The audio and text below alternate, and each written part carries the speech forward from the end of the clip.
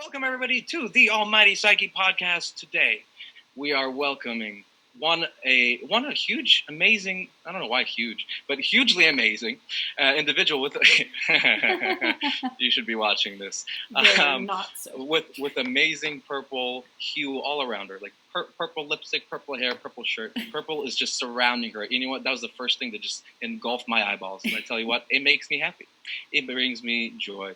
So today we're going to find out a lot more about the interior. The exterior is beautiful, and we all know this, but we're going to find the beauty of the interior and really dive in and see what Becca has to share with the world. Guys, hello. Amen. I've noticed, so I've seen a lot of things online, and when I say a lot, that's probably a lie. There's been a few things I've seen online that I've seen you interact with your audience and just with your puppies. I love your puppies. Thank you. I love them so too. much. They're so great. God bless them. They're so cute. My gosh. I know. It's not fair. I actually, so whatever. Well, I actually drew a cover image for the podcast already. I took a picture of yours with one of your puppies. Nice. So I spent some time with his little fluffy face and just like, you guy, I love you so much. God bless I'm going to send it to you. Yeah, I can't wait. Yes. But yeah, I want to jump in and just kind of explore, what it is that you're doing in this world. Because I see that you're going out there and you're meeting your fans or just your community, your friends, and you're trying to share something beautiful with them. Just almost a permission to live their own life to their fullest, you know. And I'm referring to one of the videos I watched maybe just a week ago or so when you're on a hike, which was very enjoyable. Thank you. I guess I want to start with who are you? Who the fuck are you? Okay, who are you? How dare you? So I'm Becca Switzer. I was born in Newfoundland, Canada. Is this going to be a dating profile? Should I just start typing this out so I can copy it to Hinge? Hey, that's cool. I was born in Newfoundland, Canada, and I lived there until I was like 6. And then my parents moved me to the States. I had a very interesting childhood in a tumultuous home. My mother has borderline personality disorder, so it was like very crazy for a young child to be in. But I grew up in the States, mostly in Iowa, and then went to college for like 2 years. Didn't really know what I was going to do, but I always had a passion for writing. Like that was like I loved humor and I loved writing and I loved entertaining and stuff like that. And I loved singing, but I felt like pursuing something in the entertainment business would be more of an uphill battle than I was prepared to go on. And so I actually went to University of Iowa for like 2 years and I was going to study journalism, but I ended up dropping out after my sophomore year and selling Cutco knives. And I did that for like 2 years, met my former husband. We're no longer together, but he was my manager. So I, did the whole marry your manager thing. And from there, I realized like, holy shit, I'm really good at sales, which I always kind of knew. When I was a kid, I was hustling stuff all the time, whether it was like I was building sailboats or making my brother build the sailboats and then I would go sell them to neighbors for profit. Or like I used to go and catch minnows out of the stream and sell those after school as pets, which most of those guys probably didn't make it. Sorry, minnows. I was only 6. Give me a break. Whoops. And, so I always kind of had, everybody always used to say like, oh, she's a natural born salesperson. And that led me into becoming a roof sales gypsy. I was chasing storms all over the country, chasing hailstorms and selling roofs for several years. And during that time, I realized like there's no sales training in this industry. Like if you wanted to be a real estate agent, let's just say, you could go and get a coach, you could go to seminars, buy books, get DVDs, go to trainings, like it's endless. You can learn how to do it. But if you wanted to go and sell roofs, which that sounds like such an obscure business, but you can make like 6 figures in 6 months selling roofs. It's ridiculous.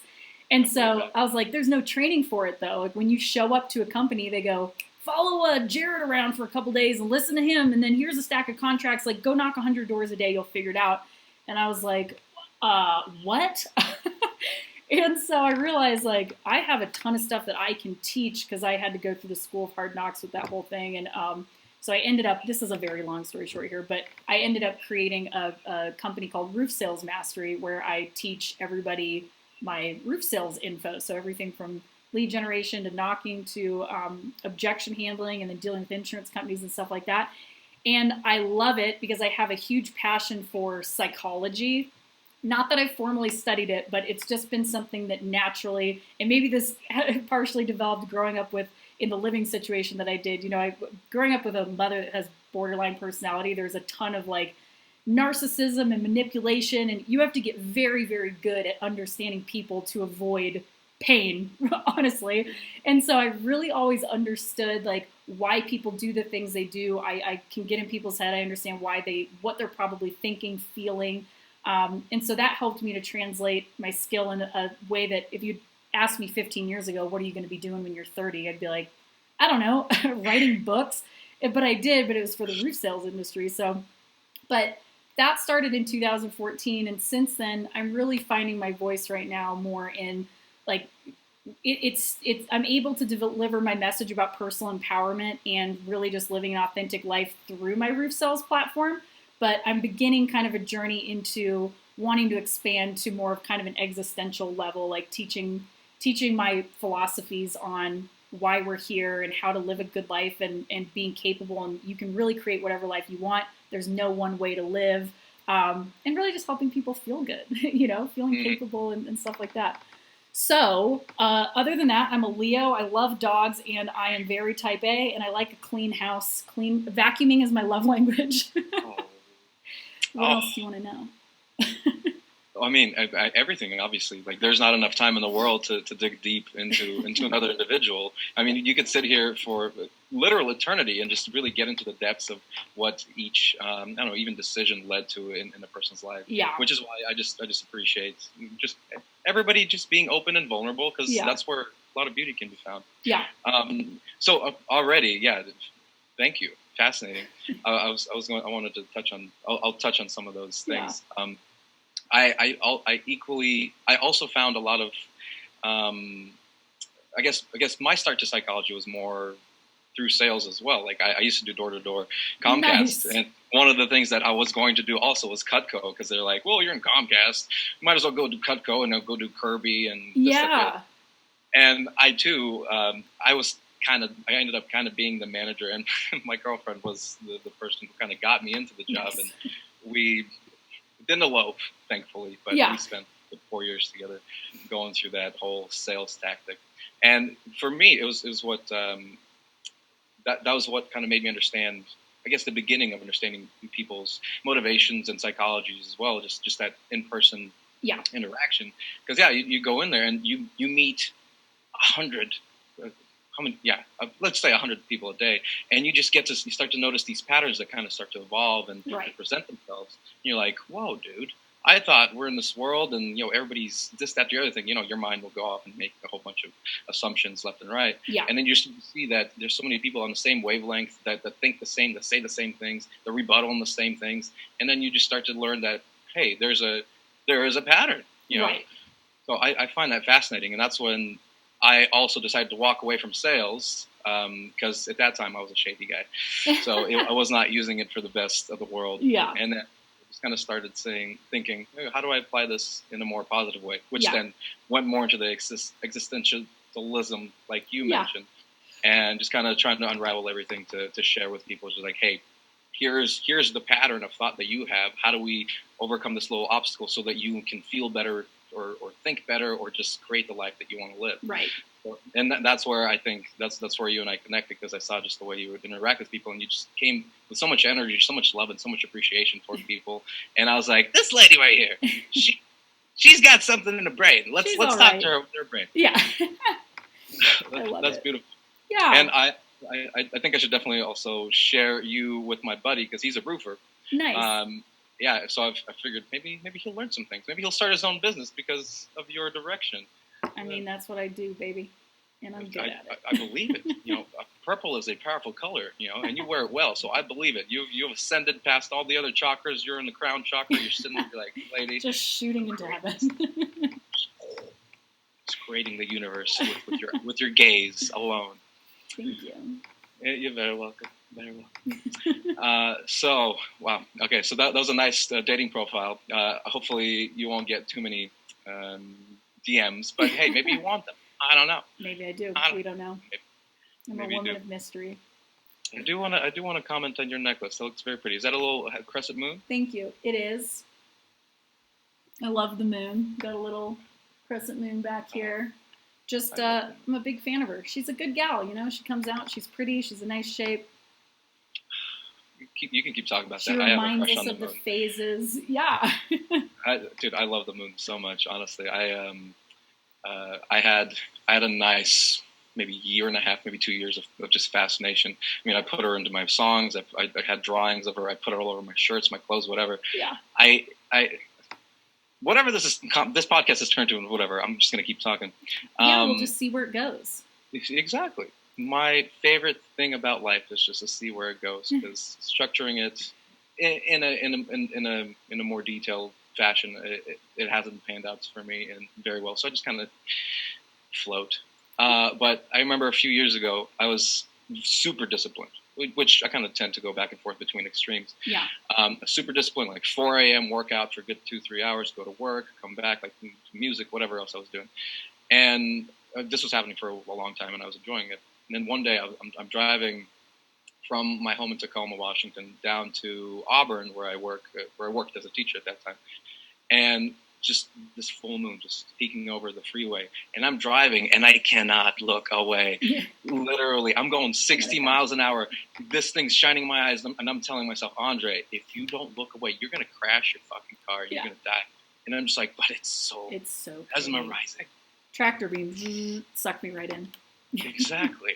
So thankfully I got off the freeway and I parked, and I just parked in the gym parking lot, and I'm just looking at her, and I'm just like, gosh, what am I to do? So I just start drawing, and like instead of working out, 2 hours later, I had a nice little drawing set up. Wasn't finished because I ended up putting another like 200 hours into the thing, but that just began this fascination, this almost a longing for the moon, or symbolically it's feminine, So it just continued, took me over, and for those 2 years, I've been exploring like the feminine aspect, the feminine side of life. Just kind of come to being open, being vulnerable, and just kind of, again, just seeing what happens. And I tell you what, and you can touch on this, you being a woman, because you know this a lot more than I do. I'm a stranger here, but just kind of being so, I don't know, being so open and becoming that almost like a vacuum that the universe fills. Instead of going out there and just tackling the life to the ground and forcing things to happen, you're just kind of sucking it into you in a sense. I don't know. Can you touch on that a little bit? I would love to. This is actually something that I've really been leaning into more. So just, we can get as deep as we want to into this, but I'm a very assertive masculine energy. I'm more comfortable in my masculine energy, and I always have been. Ever since I was a little kid, I was always like the leader of the pack, directing things, organizing plays, organizing parades, telling people how, I was probably considered bossy by some of the kids, but I just had vision and I had creativity, and I was like, I could see how I wanted things to go. And that started, growing up the way that I did, again, in the household that I did, it turned into like, my parents weren't very loving people, but I did get a lot of positive feedback for things that I did or accomplished. And so I really leaned into my achievements, my grades, like doing things. That's how I got love, right, when I was younger. And so this all developed into, feel like my natural personality was in that energy anyway, but I began just really being assertive and like creative and always taking action.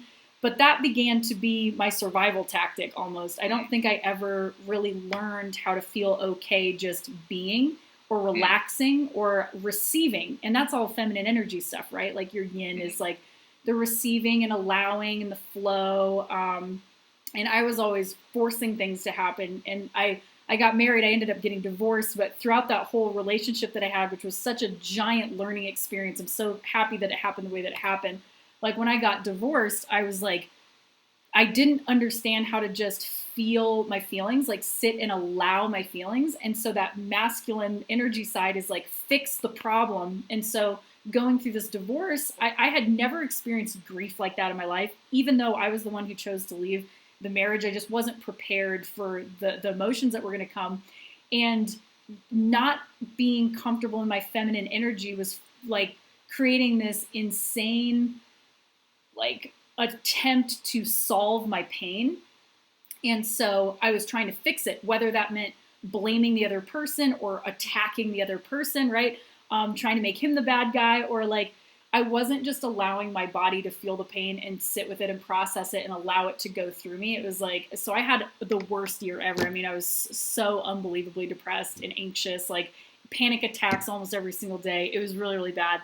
And so over the last, that was, I guess, 3.5 years ago now that I left my marriage. But during this time, I've really been realizing like, oh, my assertive, dominant, masculine energy has served me so well up until this point in certain ways, with my business and my career and my sales and stuff like that. But now it's like, I need to really relax into balancing that feminine side, which is allowing other people to take care of me, show up for me, feel my feelings, not constantly be measuring myself on my achievements. Because I have dealt with so much pressure on myself that I didn't even realize. I remember when my ex was saying, like, you're so hard on yourself. And I was like, what do you mean? I just didn't understand. I was like, and it took me a long time to realize. And then enough people said, like, you hold yourself to such an impossible standard. Like, you're lovable just for being, just for existing. And it has taken me so many years to actually arrive at that. And that's kind of, I feel like, the message that I feel more inspired to sort of share right now, which is it's not be a bump on a log and do nothing, but understanding that you're already so amazing because you're an extension of the universe. Like the same thing that's beating your heart right now is the same thing that makes the grass grow all on its own and tells birds to migrate all on their own and rises the sun all on its own. Like you're part of that. You're not separate from it.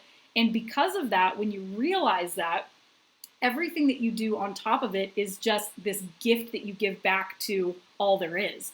Because you're saying, I want to be as creative as humanly possible and be so authentically myself and have such an authentic human experience that that's my contribution to the expansion of the universe, right? And so if settling into that, getting into that flow state, that makes everything else fun. Your achievements become passions instead of just check marks that you're trying to cross things off a list or social currency so you can say, I did this or whatever, right? So all of that to say, I think learning to embrace that feminine energy is something that I'm also on a path of doing right now, because otherwise it's like, certain parts serve you, but without that balance of it, you can't live a whole life, Mm-hmm. No, I completely agree. My gosh, and so well spoken. I feel like that is exactly what I need to hear, like right at this moment. Yeah. Because especially, I take the world as it is, and I find appreciation. I find joy in everything that may happen. Whether sad or happy or whatever that the universe decides to present itself. Because I'm still here. How many years later, the amount of suffering, the battles that I've overcome, I'm still here, and I extract enjoyment out of that. Yeah. But I don't know. Maybe the last few days if something's been going on, jarring with the energies, and I'm sitting here just like questioning everything that I've become, questioning everything that I've done. Yeah. And even just think, why can't A, B, or C happen, or why can't I do this or this or the other thing? Completely forgetting to just kind of sit back into it and allow for, I don't know, for the music or even just for this conversation, just kind of sit in and permeate through my skin and just kind of be with that instead of, again, do. Yeah. Because perhaps maybe this whole COVID situation where we're just stuck in home maybe got me to this doing situation. I have to do something. I have to prove my value to myself. Right. The same thing as you were saying, just kind of get lost in the action of it all and kind of place value on the achievement, whatever it may be. Yeah. And maybe this is where I am right now. Just kind of forgot of the feminine side, just kind of start being. So this is definitely very valuable, just even personally to me at this moment. It's very beautiful. Thank you for sharing that. Absolutely. Well, yeah. And I think I'm going to spiral off something that you just said. So you're talking about the concept of like, you have to be doing something of value just to feel good about yourself. And the truth is, I think human beings, we are creators, right? Like that's what we are. We make things. We make art, literature, music, buildings, right? Like we're always, no matter what you do as a human being, you're inside, you're just made to create things, right? And to learn and to grow and to expand. And I think though we frame it in a way that's like, if I'm not doing X, Y, Z, then I'm not good enough. and then it doesn't make creation fun. Mm-hmm. So it's not about, well, I should just be able to sit on the couch and do nothing, because your body doesn't like that either, right? It doesn't.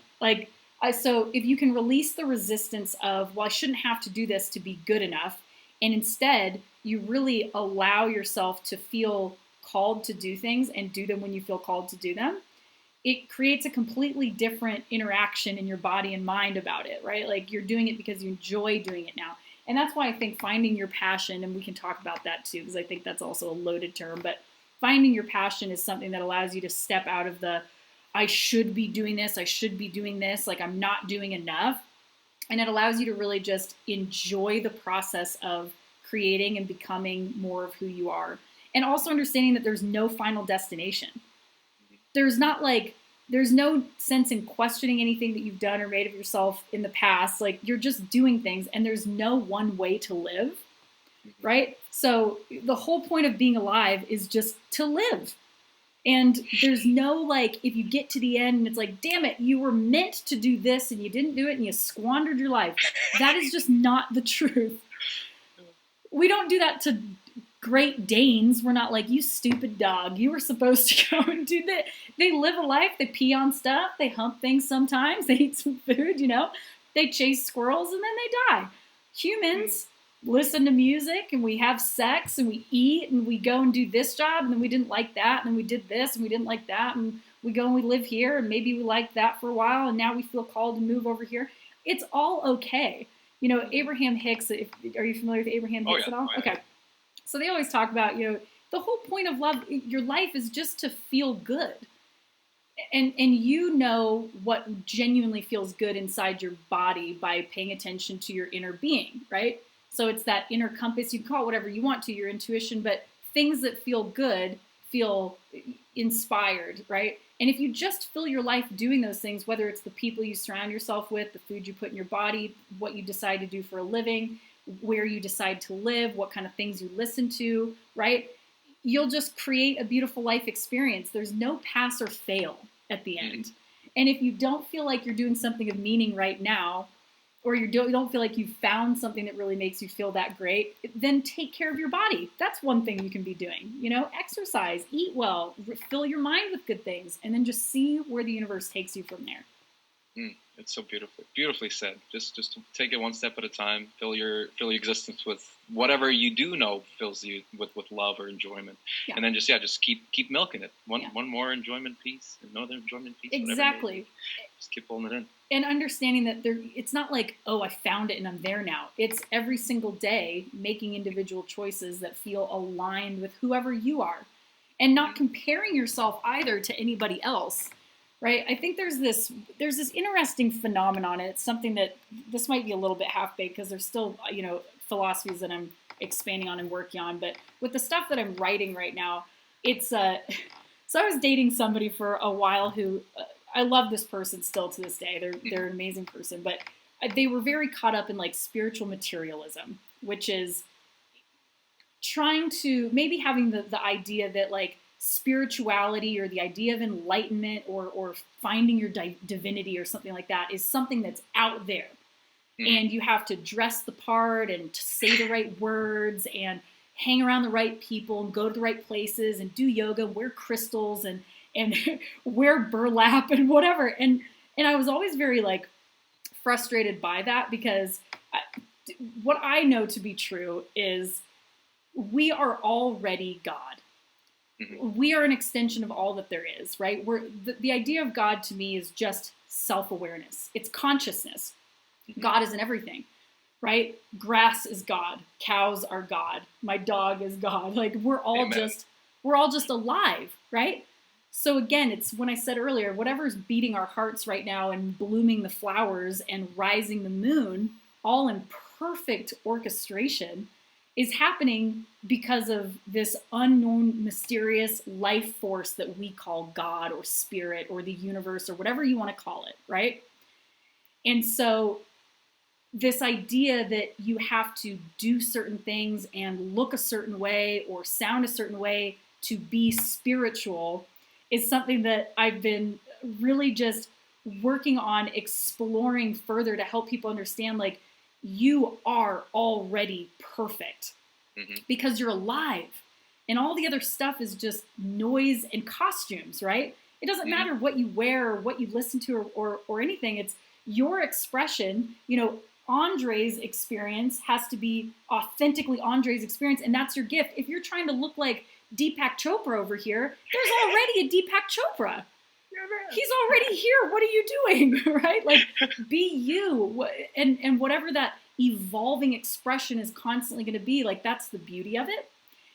And so really helping people understand that it's not a place. It's not something that you reach. It's actually almost an undoing. You know, they talk about the idea of enlightenment is not like, I think people think it has to be this mystical experience. Like, oh, well, if I meditate hard enough and I eat enough mushrooms, right? And I chant long enough and I fast long enough and I stick a crystal in my cervix, then I'm going to see this white light and God is going to visit me, and then I've done it. I've achieved enlightenment.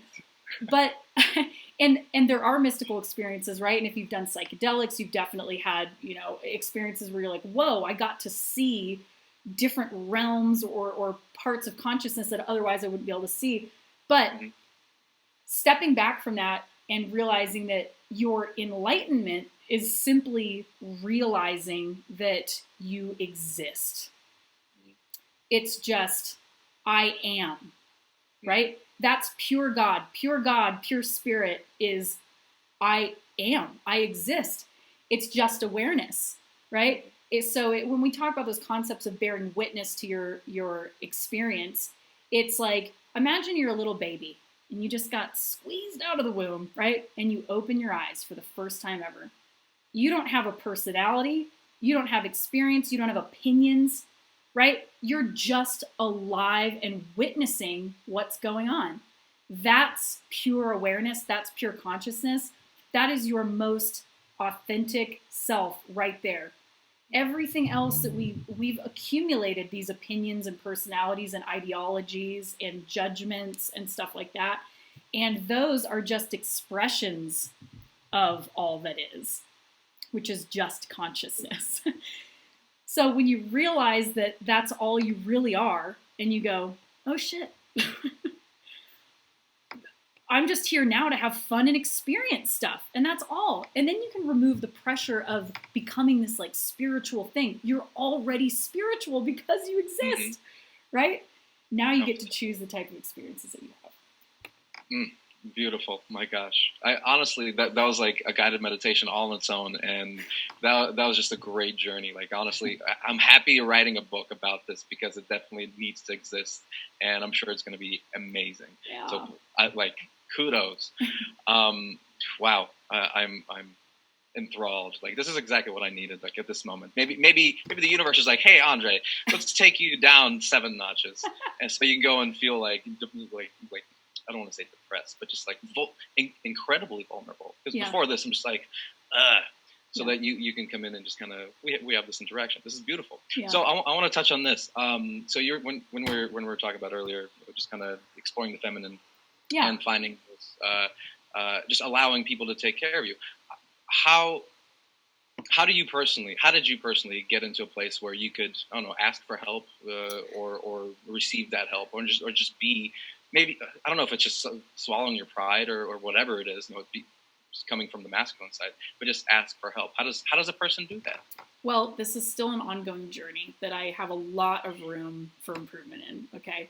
But I'll start with the first time I really had to let somebody really help me was when I got divorced, and I was such a mess. Like, I couldn't get out of bed. Like, the only reason, I could cry now, but my dog, it was like the only thing I had to get out of bed to take care of him, right? And so the person that I was dating at the time, long story short, before I got divorced, we tried an open relationship that really didn't work. I fell in love with somebody else, and I ended up having my house here in Colorado, but then an apartment in Kansas City where I was dating this other person named Rhett. And he was 8 years younger than me. So this kid was basically like, oh my God, I have to take care of this woman, right? But I was like in such a bad place. Like, I can't describe to you how dark of a tunnel I was in. It just seemed like it was never going to end. and I couldn't take care of myself. I mean, I could not take care of myself. And so I finally, like, I remember the first few weeks after I had left my marriage, it was like you're riding on this high of like, oh yeah, new adventure, new life. And then eventually it was like I couldn't hide. Like, it was just coming. The grief was coming. And I'd never experienced that in my life. And so I remember finally being like, when he would come over and hang out with me, I was constantly on the verge of an absolute breakdown, like at every moment. And finally I was like, I can't hide this anymore. Like, and so I remember one day we sat on the floor and we were just like sitting there looking at each other. And I just told him, I'm like, I am not anywhere out of the woods with this thing. I'm like, I'm not doing okay. And he would come over, and it was obvious that I had been in bed all day, like sobbing. And he would come over and cook me dinner, go walk my dog, wash blankets, do my laundry for me. Like, he was just really, really helpful. And I would resist that at first. And I would resist even crying in front of him, but he would just let me do it. And I'd never experienced that before in my whole life. Like, when I was a child, there wasn't, again, if you're not familiar with like borderline personality disorder, if you've seen the movie Mother Dearest or Mommy Dearest, like the wire hanger scene, that's my mom. And my dad he worked full time, so he wasn't home as often, but when he was, it was like trying to just not make my mom super angry. So I was never allowed to express myself. And if I did express my feelings, I was upset or something had been done in injustice to me or whatever, I was gaslighted. Like, no, you don't feel that way. Like, invalidated all the time, or even punished for expressing myself. Mm. So I only learned how to be tough. Like, just get your shit together, right?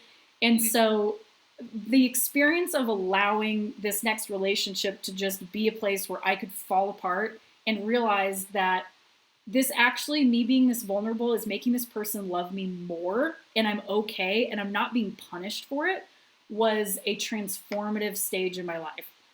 I have so much to owe to that person. We're no longer together, but I have so much gratitude for that relationship, because I began to learn that you can trust people to care about you and not punish you for your feelings.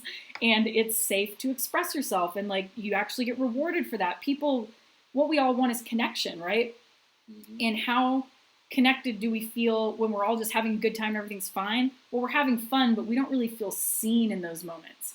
Mm-hmm. True intimacy and vulnerability is when you go, here are all my ugly, scary, dark, shitty parts that and they're not shitty. I shouldn't say that. We can't judge those. These are just the parts that maybe I'm not comfortable with yet sharing in myself or with others.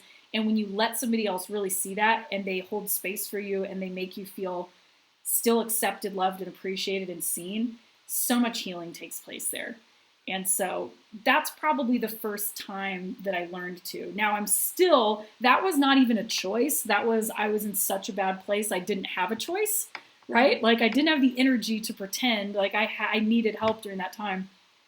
So now I still struggle with feelings of like, I put off the superwoman energy. Like, I can do everything myself, and people probably look at me and say, I don't even want to try to help her because she probably thinks she would do it better than me anyway. And part of that is true. I'm a control freak, type A type person, and I do feel that way. But learning to like delegate and allow people to feel useful, and also realizing that I feel great when somebody lets me help them, or if they come to me and say, I need your support right now, like I'm going through a tough time. So flipping it and realizing that, oh, I love it when my friends come to me for a shoulder to lean on. I should give them that privilege also, right? That's been something that's helped as well. Oh, that's beautiful. Everything you said is amazing. And honestly, the last thing you just said here is something that my friend just relayed to me as well. It's like, I love it when people come to me, right. So why wouldn't I come to them to give them that same experience? And right. Man, that's wonderful. The masculine energy stuff and everything that you're saying, just the type A, I connect to it very deeply. Yeah. I feel like I've been forced. I think I've put myself in that place, obviously. I mean, we are the creator of our own universe in that right. sense. So I've put myself in a place where I have to depend on myself or put a lot of weight on myself, on my own shoulders to just, to perform. Right. Or, in whatever way it applies to that moment. Yeah. So, yeah, and even though I've been exploring that help and looking for that extension, it always seems like I have to be like, all right, I get that. I have to be the one to help. I'm the helper, and maybe there's an idea there that I have to really just like let go personally, because it's a lot of work, and I know you can relate to that, because it's a lot of work just saying, all right, let's get this done. Let's go out there and let's punch through this thing, and let's make work. Wow, it's beautiful. And also, I think, like, for me, I've experienced through journaling, and I get to understand myself better. I'm like, okay, well, why am I acting this way? Or, like, why do I feel like if I don't control every little thing that it's, like, I'm not going to be okay? And I think it's a process of learning to, like, I have felt like if I don't control every single aspect of my life, then my needs aren't going to get met. So it's interesting, because if you're talking about being in relation with other people, whether it's friends or coworkers or romantic relationships or whatever, learning to receive is really scary, because it's almost like, and in my marriage, I was terrible at this. I was constantly trying to get my needs met, whether it was through like passive aggression, instead of saying, hey baby, I really would like to be taken. Like, I would love to go on a date. We haven't gone on a date in a long time. Instead, it would be like, I would say something sarcastic, or I would become passive aggressive, or the silent treatment. And that was not because I was being a bitch. I was being a bitch, but it was because I didn't know how to ask for needs to be met. Because in my mind, if I had to ask, then I was going to sound like a naggy woman, right? Or what if they get mad? That's what would happen when I was a kid. It's like, I can't ask for anything. They're going to send me to my room for a month, or like, punish me, or like say, well, you don't need that stuff, right? So it's a lot of unlearning, I think, that takes place when we're human. Even if you didn't grow up in like a crazy situation, we all have trauma. If you listen to Mastin Kipp, he's a guy that, gosh, he does like neuroscience and psychology, but he's teaches people about their trauma, right? And it's like, we have all these things that we learn, and our ego just wants to keep us safe, right? And that's, I'm using air quotes over here. It's constantly trying to protect us from shame, or feeling embarrassed, or feeling hurt or let down, or any of those things. And so it's like, well, you need to control everything. Don't trust anybody for anything. Don't trust them to help you. And so, I've learned that one of my big love languages, which I didn't even realize, my number one is words of affirmation, but my next one, at a hot close second, is acts of service.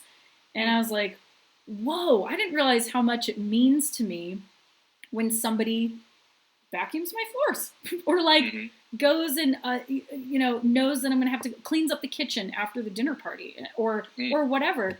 And I'm like, oh my God. And letting people do that, I realized that I become softer, because I'm not like so like constantly trying to do everything, and then growing like the seed of resentment inside of me, right? And then I allow them, I give them the gift of feeling like they're giving me a gift. People feel pretty useless when you don't let them do anything, and that's a huge lesson that I'm learning right now, is like, don't let people feel useless. Like, don't be afraid to ask for their help and support in whatever it is, whether it's cleaning the kitchen or listening to you or whatever. Like, it makes them actually feel good. So it's a process. It is a process. And you know what? Like, I'm so happy we connected, because honestly, usually I'm the one saying everything that you're saying, and I'm just like, yes. Yeah. And today I'm so happy to be receiving your help in that aspect, and to just be blessed with this I guess vision of beauty that's really softening my heart right now. Yeah. So I appreciate it so much. Like, truly, it's beautiful.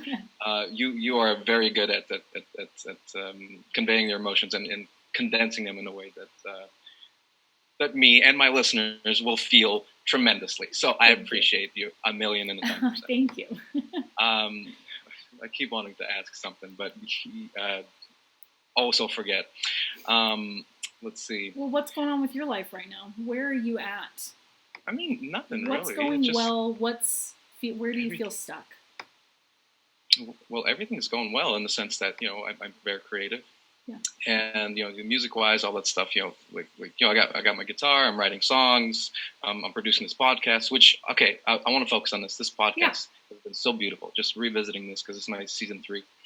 And I've been able to just kind of condense every single one of the things that brings me passion, or my passion brings me joy. My digital drawings, my music, the conversation, the interview process, sharing a positive message of hope to people, and then just playing around, getting technical, producing some things, making sure everything's polished. So like I've gotten this down to a nice little 6-7 hour process. I sit down, I talk to you, then I take your face, your beautiful face, I draw on it, and your purple hair, One of the things I was drawing, I was like, ooh, this is really nice, And then, I'll turn that into like a little video for the promotion aspect, so just getting the business side and the creative side just intertwined into a place where I don't feel like I'm doing any work. Yeah. Right. And then just living my dream life. So it's like things are going really well, and I'm connecting with beautiful human beings like yourself, like the other humans that I've had on this podcast. Sharon and Jeffrey and Asher and all of them. I'm not going to go through every single one of them. Yeah. But it's magical, So that's why honestly, I don't know what's going on today. It's interesting. Like I enjoy the fluctuations that come and go, and one day, like yesterday, I'll be high on life, and my friends will be talking about me on their podcast, and just like, you remember me? That's so lovely.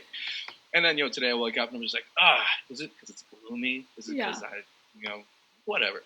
So I mean, my thing personally, where I'm at now, it's I'm floating around. I don't know where I'm at. I don't know what's going on. Yeah. I'm trying to just make sure that I can take care of myself and my family, and anybody else that I want to promote and kind of be a bigger help. Because usually you can lean on me emotionally, but when it comes to financially speaking, like I'm just barely trying to figure out how I can do this. Yeah.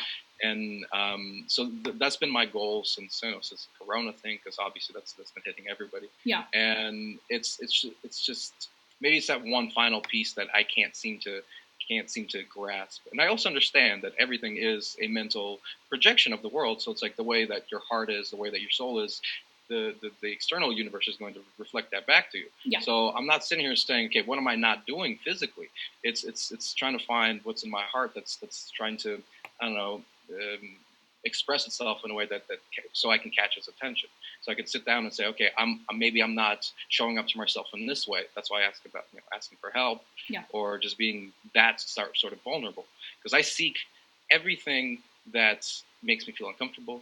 Fears, vulnerabilities, anything that inspires some sort of agitation in me. I seek that and I jump into it, so I could just engulf myself in it and say, all right, what is this telling me, so that I can decide whatever the next step might be. Right. So yeah, right now, sitting here, I'm thinking, what is happening, so that I can, become one with it. Yeah. And that's really the end of it. My only desire is so I could be more useful to people. Yeah. And again, it's like maybe the truth there is maybe what's the opposite of being useful to people is other people being useful to me in that sense, right? So maybe I want to be taken care of in that sense, because I keep showing up and just saying, all right, whatever your problem is, man, just give them to me. We'll sit here, we'll think it through, we'll figure it out, and we'll get you to the best place that you can get to. Yeah. That's been my mantra for more than half a decade now, like being a teacher and just a creator in that sense. Yeah. So, wow. Thank you.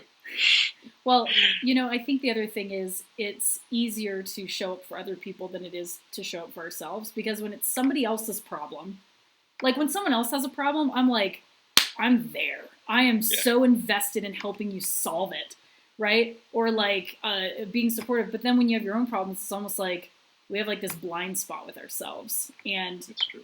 Learning to, it's almost like, I don't know, do we think that we're selfish for focusing on ourselves more, or gosh, I don't know. I think that maybe, when you have to solve someone else's problem, you're not actually attached to the outcome, and therefore you go at it 100% because you're not really worried if it works out or not, because it's not on you. But it's funny because you'll go and give your 100% to solve this other person's problem. But when it's our own, we're so afraid of failing at whatever it is and whatever that means for that particular situation. But we're almost like afraid to really show up for ourselves, because if we really show up and it doesn't work, well, then we're fucked, or we think so anyways. No, I hear you 100%. Like when it comes to us personally, there is this blind spot, and that's the hardest part. That's why I think maybe I cling to the artistic expression as much as I do, because just like you said, just being is that creative aspect. It's just like interacting with the universe is the ultimate creative aspect that we can have. Because then we're things will be as they be. Yeah. But I found that through creative means, writing music or drawing or painting, whatever else I do, I can gauge my own progress, mental progress that's maybe tackling a problem or tackling an issue that I have within me. Yeah. And it's always interesting to see that reflection back, because I live in this, not in the city, but I live in the, maybe we call it the country. We have a nice little yard. We do our chickens. We got some eggs. We got a little garden. So nice little simple lifestyle. So I don't, and especially now, I don't get to reflect with a lot of people, in person or just in conversation. So it's like it's hard to see yourself through others, and it's hard to see yourself at yourself because you can't see yourself ever. Right. So that's where I'm just like, maybe my place of help is that reflection, is being able to see that reflection. In the past, I looked for relationships to do that, to being with a woman and being really close and intimate and sharing those wounds and pains and saying, here's who I am, and, what might come of it, who knows? Right. But, but now, I've been celibate for a good 7 years now, and just really working on myself and trying to not even depend on anybody else to be, an individual, to be a sovereign, free person. So then I don't have to bring that baggage onto people. Right. But perhaps that is not the right approach. Well, so I love that you brought this up, because this actually, gosh, I wish I had my journal. I'll regurgitate what I remember from it. But so what I've realized is, like, so I've only been in 3 relationships, but they've all been long-term. A marriage, another long-term relationship, and then another long-term relationship that I just got out of. And each one has gotten better and better in terms of, like, me being able to be more communicative and patient and vulnerable and more relaxed into my feminine energy, right? But what I realized was, in relationships, especially intimate relationships, are almost the fast lane to triggering your work or your traumas. Because once, of course you have your honeymoon phase and everything's fine, everything's great. But then it's like, oh my God, this is triggering me, and this pisses me off, and this makes me behave this way, or this is making me feel jealous or angry or resentful or whatever. And all of those, like, the relationship is this perfect container for bringing up your shit, dangling it in your face. And if you're willing to sit with it and look at it, especially with the help of another person, it takes 2 willing, loving human beings who are in it together to go, hey, like, when you, and it's not you did this and you made me feel this way, how dare you? It's, when you did this, I noticed I felt this way. Like, let's examine that together. And it's our job as an individual to examine, why do I think that way? Why did I feel that way? Why was that my reaction? And I feel this way, but is that right? Is it true? Right? Like, for me personally, everything in my mind is worst case scenario. So it's like, oh, that person is definitely just being a fucking asshole on purpose. Or like, I've had to undo believing that everyone has an ulterior manipulative motive. And so, like, undoing that and going, why do I think that that's what that person did? Could it be that they just by accident left the door open by accident? Or do I think that they're just doing it to be an asshole? Right? So relationships, I think there is a lot of work to be done on your own. But the thing is, A Course in Miracles says, the ego believes, in my isolation, I find my salvation, which means the ego thinks, well, if I just keep myself safe from all the things that trigger me, then I'll be good. Mm-hmm. But really, we need these triggering but safe, loving relationships to help us see the things that are going on inside of us. If we just stay trapped in our own echo chamber, we think everything's fine. Of course, we live with our own neuroses, but we don't get to see the parts that we need to fix because we're the only ones that have to deal with it. So unless something gets bad enough for us to go, I don't like dealing with this in my own head anymore, how do we see it? We have to have that mirror, that reflection of another person. And it's not the other person necessarily doing anything wrong. Sometimes, of course, there's unhealthy relationships and toxic relationships, and those things are not good for us. But it's always an opportunity for us to go, get curious. Why am I feeling this with this person, right? Mm-hmm. So Mastin Kipp talks about the relationship being like the perfect opportunity and container for exploring the depths of that, because we can have all sorts of thoughts in our head, but when it comes time to actually, whoa, I'm going to really intimately and vulnerably explore this part, the dark, dusty corners of this emotion that I didn't even know I had, or this fear, or this wound that I didn't even realize that I have, and you can bring it to the light with another person. And just like I said with my relationship with Rhett after my marriage, where I got to bring that to the surface and realize not only am I not being abandoned, but I'm being loved more, and I'm being understood, and this is okay. Whoa! Like, such massive healing takes place with that, right? So, oh, totally. There is healing that, we have to do work on ourselves and sit with ourselves. And if we only give responsibility to the other person to help us heal, that's obviously not going to work either. But it's having a well-rounded practice of sitting with yourself, thinking about examining your own thoughts and feelings, questioning them all, not just accepting what you think. Just go, why do I think that way? Why do I feel that way? Is that the truth? These are questions I'm constantly asking myself in my head. I'm like, that was an interesting reaction that I had. Why did I do that? Is that really valid? And then journaling, exploring everything, like that's our work. And the more we just get in touch with ourselves, honestly, not in a defensive way, just being curious about the experience that we're having, that's where you really get to learn and undo a lot of the things that we've learned, right? That's where you really experience a lot of growth and healing. My gosh, you are a beautiful individual. Everything you said is so amazing. Thank you so much. And again, just kind of maybe inspired me into finding like a desire that I've hidden from myself for a long time. Because, my friends have been asking me the same things. Like, what do you want? It's like, what is it that you actually want? Like you as well. Yeah. And, I don't have a desire, materially speaking, anymore. It's just like, it is what it is. Whatever's going to happen is going to happen. Yeah. But what you just mentioned, it is that inner work. It's that deeper work that I've been craving, I guess. Maybe that's what it is, to just, to go to wherever the next spot is. Right. I've taken myself as far as I can, and I can continue to keep doing, but I think it's time to just dissolve with somebody and just really start to respect, what it is that makes us up. Right. That's who we are. And remember, too, that there's seasons. So right, like just like Earth shows us, there's our winters where we batten up the hatches and we just kind of like sit and rest and reflect, right? And then we've got our spring where, okay, we're waking back up, we're seeing new possibilities. We have summer where we're really thriving and enjoying just the lush, feedback that we've gotten from the experience. And then we have fall where we're reflecting upon the year and getting prepared to rest and go dormant in the winter. So life happens that way too. It might not be totally in sync with the nature seasons, but we all have to go through like these periods of like massive creativity and output where we're just really like crushing it in life and we feel in the zone. And then we have periods where we kind of retreat, right? And we're spending more time learning, reading, reflecting, and we're more in touch with that. And then sometimes we have seasons where we're just like, what the hell is going on? Am I in a cocoon right now? Like, I feel off. And maybe that lasts for a couple weeks sometimes where you're just like, man, I don't feel inspired. I call it the emotional hangover. I always used to think something must be wrong with me. Like, I spent this month being like writing pages and just like super on fire and feeling great. And then all of a sudden it'd be like, where did that go? Who blew out my candle? What's that? Hello? Like, where did my inspiration go?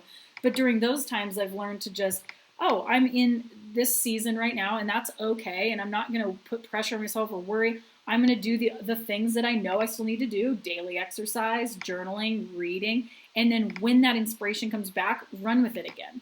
And I think that the same thing happens with relationships, right? Sometimes we go, all right, I was in the shit for a while with another person, and I, like for example, I felt that in my last relationship, while it was mostly good, I kind of got off center a little bit, like when you're mixing energy with another person and they've got their own shit that they're working on and you've got yours, you kind of sometimes can get off balance. And so like for me right now, I'm in a period of time kind of like what you've been in for the last chunk of time, it sounds like, which is like, I just need to, get back in touch with who's Becca? What does Becca want? Right? And examine the last 2 years and go, what happened there and what was good? What needed improvement? What do I like from that? What didn't I like from it? And what's my responsibility in the parts that I didn't like? What was my responsibility in the parts that I did like? And we constantly learn and grow, and we take that into the next season, right? it's just experience. So try not to judge yourself for the seasons. We don't call winter bad. Winter is necessary. Winter is absolutely necessary. And then guess what? Spring comes, and without even trying, nature blooms itself, right? Grass turns green again. Flowers start growing. Leaves grow back on trees. So it's about bearing witness to your experience and being curious about it, not judging yourself for how you're feeling right now, trying to fix it, right? Take care of business, obviously, and always do your absolute best. But sometimes your absolute best means resting. Mm-hmm. Sometimes it means I have to take a nap right now. I was supposed to do leg day and deadlift 200 pounds, but my body is telling me you need to sleep. And that's part of the program, right? Oh, totally. God, and thank you for putting into the same pictures, just nature, because yes, I'd say the same thing.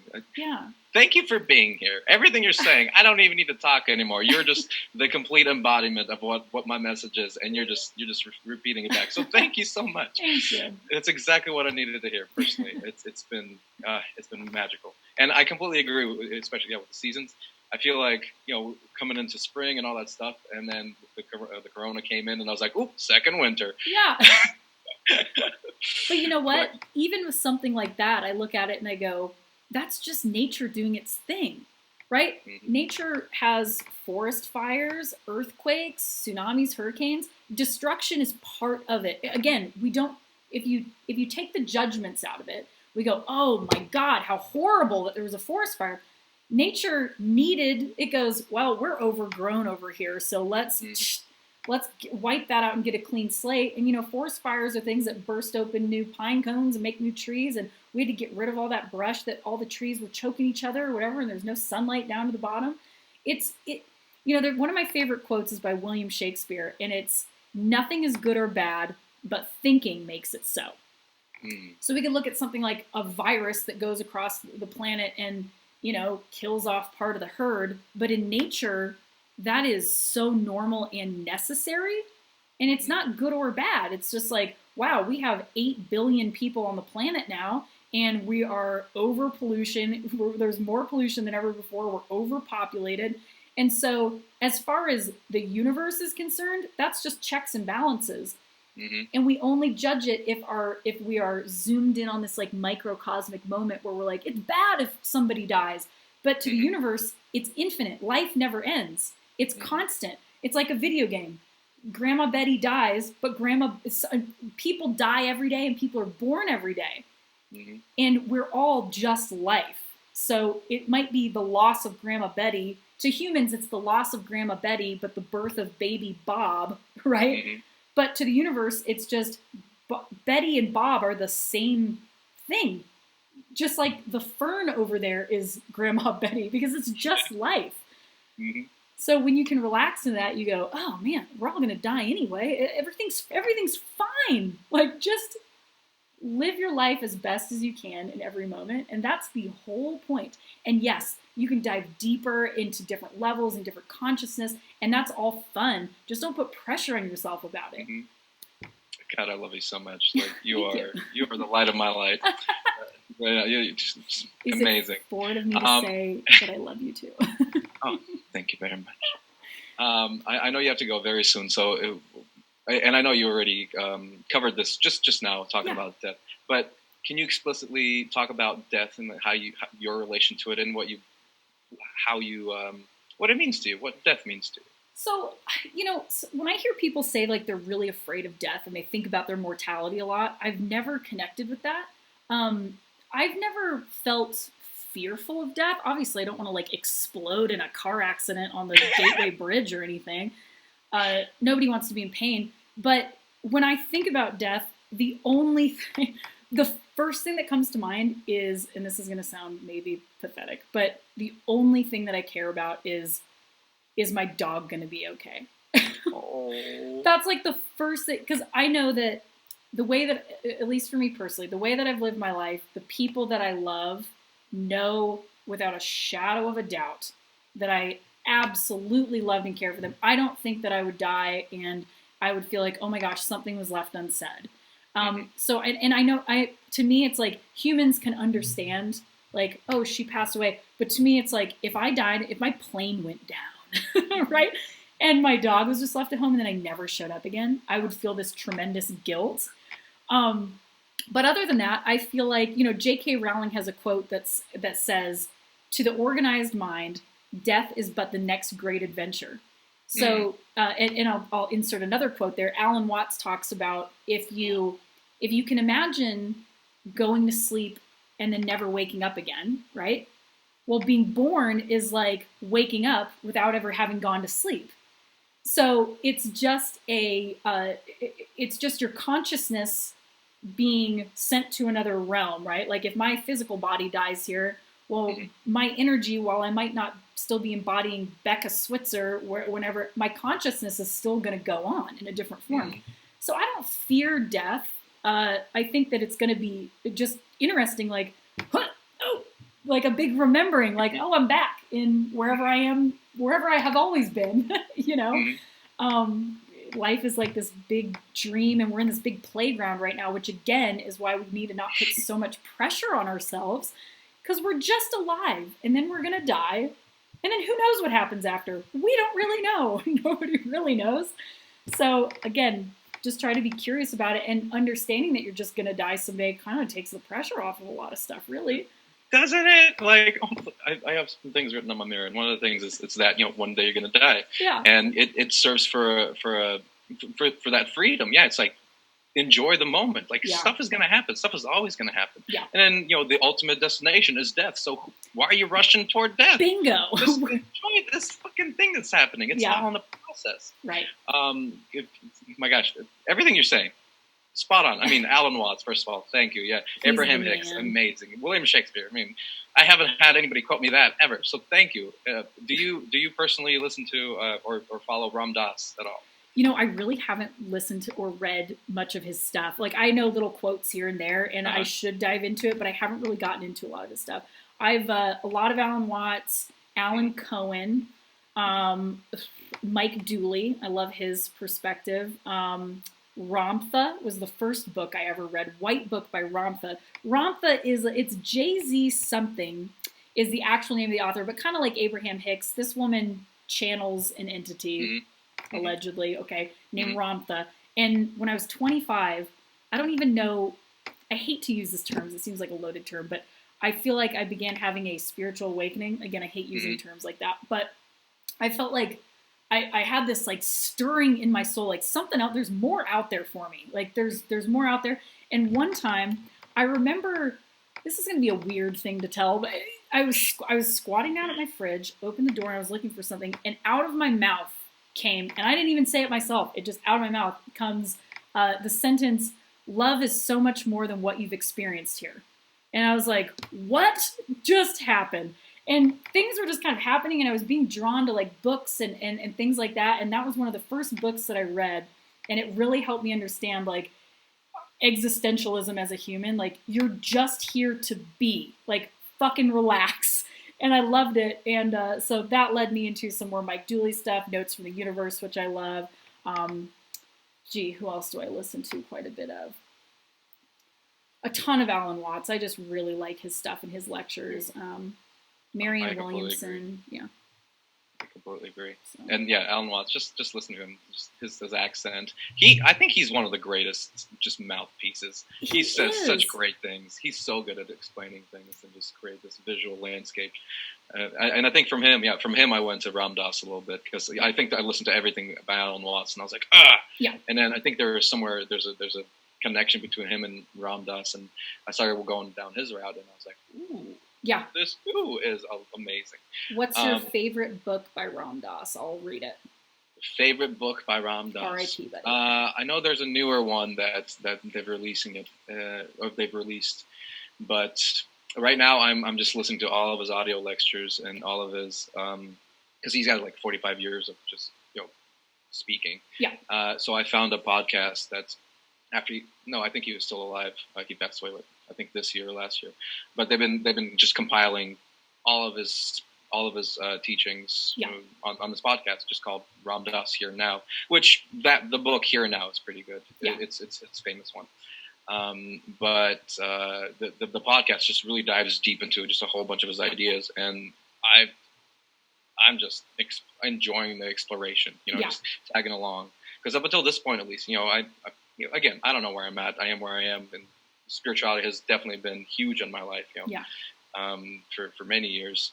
And it's really hard to even have language to understand what is happening, Right. It's like I find myself very balanced now. Balance has been very important to me, and to be present here in the physical realm, but as well as being there in the spiritual and exploring that whole side of reality. Yeah. And just even how things are starting to reflect back to me, just the people that I meet, the occurrences, the art, whatever it is, there's things that are creating a pattern. Or I'm wondering, like, what is this all about, right. And just listening to him, it's unlocked some. I guess he's been able to put those experiences into words and ideas that I can finally maybe just kind of grab onto and be like, oh, so that's what that is. So that's where I'm at. So that's where I can maybe put a little more focus in order to, I don't know, whether go to the next place or just enjoy whatever's happening or what I can focus on. Well, and something that comes to mind, and I didn't mean to interrupt you. It looked like you had something okay. to say. Well, I was going to say, remember that the universe and all that is we're already a part of it, and we're automatically, like, our inner self, our higher self, whatever you want to call it, our soul, our spirit, is always connected to that. It's connecting our mind, which is actually more of a passive activity, I think, than an achievement. It's more of an allowing than an achieving, which is tuning into, again, words kind of fail, but it's tuning into what you're already divinely connected to. This magic, this mystery, this like power of the universe where we can manifest anything that we want. It's when you feel connected to that, whether it's through your flow. Like for me, it's harder through like meditation. I'm not very good at it. But when I'm in a flow state is when I'm like speaking. Like sometimes I get into times where I'm speaking and I'm like, where is this coming from? And it's coming out. And I'm like, holy shit, right? Or I'm typing and I'm just like, oh my God, I haven't even had these thoughts before, but they're coming out. So whatever that is for you, for some people it's music, right? Or art or whatever. But it's connecting to that and just realizing that whatever comes out of that it's just a creative process. It's more of an allowing instead of working to achieve to get there. It's just settling into what already lives inside of your heart and allowing that to come out. So it's less about working toward it or trying to get there. And it's just allowing yourself to be and to flow. Amen. This is I can't say it's my favorite, but it's my favorite. This has been my favorite conversation, and it's incredible. I appreciate you being here and sharing your divinity with me and all of my listeners, because truly I can see it loud and clear, just present through you, every single word you say, in your eyes and in the way you carry yourself. It's beautiful. Thank you. I thank you. Before you go, because I know you have just a few minutes, is there anything you'd like to leave the world with? Any ideas? Any final thoughts? One thing that's been a constant reminder to me is always, wherever you are at right now and whatever it is that you're trying to achieve or experience in your life, if you can't connect the dots in your logical mind quite yet, but you feel that feeling, you have that vision, just remember that one of my favorite mantras, two mantras actually, but one of them that I was going to say is, there's always more to be revealed. And what that means is just be patient, hold the vision of whatever it is that you want in your mind, and obviously show up and take steps. But just remember that you don't know who, what, or what experience, circumstance, person, opportunity is going to show up into your life and change everything. Think about where you were a year ago today and all of the things that have transpired, big and small, for your career, your relationships, your artistic pursuits, your health, right? Just again, enjoy that slow process. And I like to look at plants again. Here we go again with nature, but she teaches you everything. If you look at plants, like I was actually on mushrooms a couple weeks ago, sitting in my front yard, and I was like, what do you have to teach me today? And I was looking, and I alluded to this a little bit earlier, but I'll rephrase it a little bit. So I was sitting there thinking, like, how much I try to force even other people. I push other people too hard, I think, sometimes. And my expectations are always very high, and I push myself very hard, and I try to force the end result. But I was sitting there in the grass, and I was looking, and the tree in my front yard is this, I don't even know what it is. It's this beautiful flowering tree, but it was bare as shit like 3 weeks ago. But as I was laying under the tree, I was looking, and I was like, oh my God, it was starting to bloom. And I'm like, holy shit. I was looking at other trees around me, and it was like seemingly overnight, there were just leaves and buds, right? And the grass was green. And I was like, oh my God. And what I realized was, if you just relax and keep plugging away and not put so much pressure on yourself, the grass will grow itself. Like, you are going to come across or develop or find the connection that you need. Like, you just need to be patient, right? Allow nature to take its course. We're not separate from nature. We're no different than the grass growing itself in the front yard, but we have to just allow nature to take its course. And sometimes we think, well, it's not happening fast enough. Where's my soulmate? Where's my $1 million? Where's my bestseller on Amazon? Or the right? But if you just keep doing the things that you feel guided to do, and you don't worry about the timeline, there's always more to be revealed, and your life will take shape, right? So that's gorgeous. And then my last mantra, I always love sharing this one. What is meant for me will never miss me. I love thinking about that anytime I'm worried about something. It's like, look, what's meant for me is going to find me no matter what, right? So just relax. Like, life is meant to be enjoyed. It's not meant to be this giant puzzle to solve where you put pressure on yourself and I need to be enlightened and I need a six-pack and I need to meet my twin flame and I need to, it's like, just live your life and see where that takes you. Do your best, be curious, learn, right? And the rest will take care of itself. Amen. I'm going to put that on my mirror along with all my other stuff. I'm going to put that on there because that's beautiful words to live by, honestly.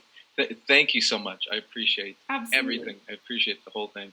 I'm going to sign off. Thank you, listeners, for being here with us. We love you dearly.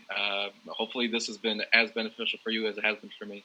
And I will be seeing you later. Sounds good. Bye, folks. Perfection. Cool. Thank you so much. That was truly, truly, truly, truly impeccably magical. That was just amazing. I loved every second of it. I could not have asked for anything better today.